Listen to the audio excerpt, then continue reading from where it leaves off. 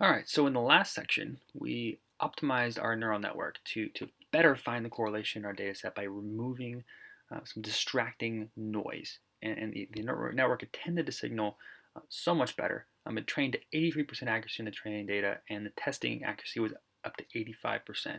And this is just after one iteration. So we probably could have kept training it and squeezed out a little more, but we're going to keep kind of looking at this one iteration benchmark to see how fast we can get the neural net to train.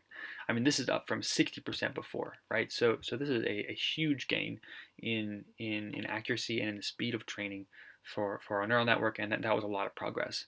However, the actual raw computational speed, like the number of seconds that it takes to do a full pass is still pretty slow. And so what I want to be able to do in here is attack this network and say, okay, what is this thing doing that is wasteful on the computational side? So before we had kind of wasteful data, and now I want to say what is wasteful inside this neural net, because it's funny. You can do a lot of things on this theory side to try to say, okay, how can it learn faster? But the truth is, the other one before was learning. It was just taking a really long time. So we also could have tried to optimize the computational side so that it just trains so much more faster that it still is able to learn what we want it to be able to learn.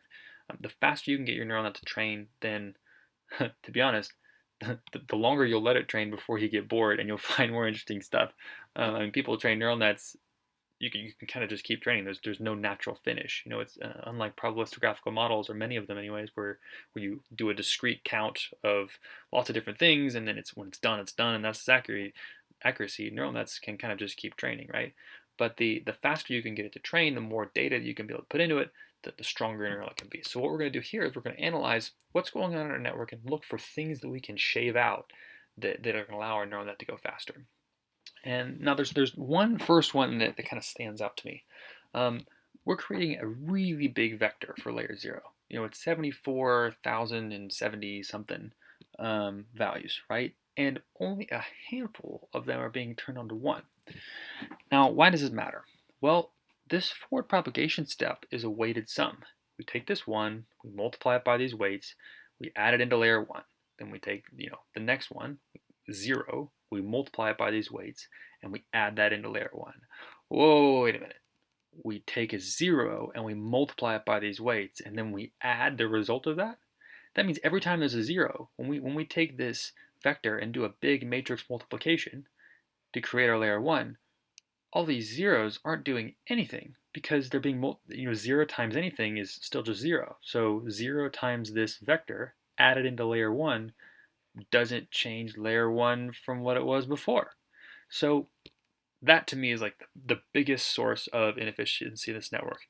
To kind of show you computationally what and sort of prove to you that this is the case, check this out. So we have a kind of a fake layer 0 that only has 10 values. We're going to picture it here. And then we're going to say, okay, layer 0, layer 0, 4 equals 1, we're going to kind of pretend that we put a few words in here, right? Now we're looking at layer 0 again, it looks like that, right? So weights 0, 1, we're going to say this is just a random right matrix. And then we're going to say, okay, layer 0 dot weights 0, 1. Okay, so that's the output. Now, what if instead we only summed these vectors in here, right? So we just said, okay, 1 times this goes into here. So if we have these two indices, 4 and 9, we have to have a new layer, right? So layer 1 equals zeros because it's empty, and it's got 5 values. And then we're going to say for index and indices, weights 0, 1, index, layer 1, plus equals 1 times, because 1 is going in the input data, layer 1,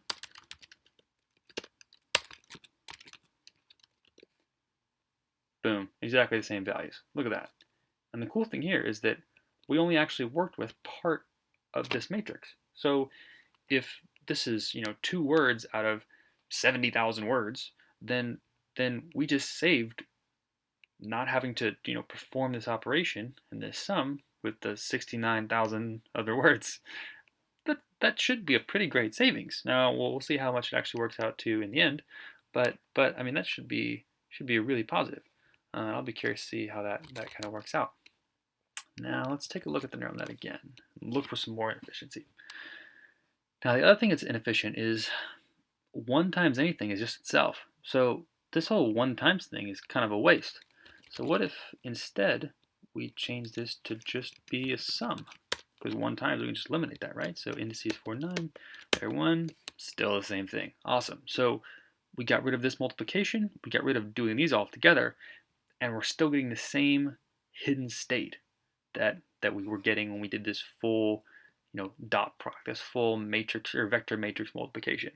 I'm really liking this. I think this is a ton to be able to pull out because most of the weights are over here, right? There's only 4 weights that go from the hidden to the output. Well, in our case, it's hidden layer size.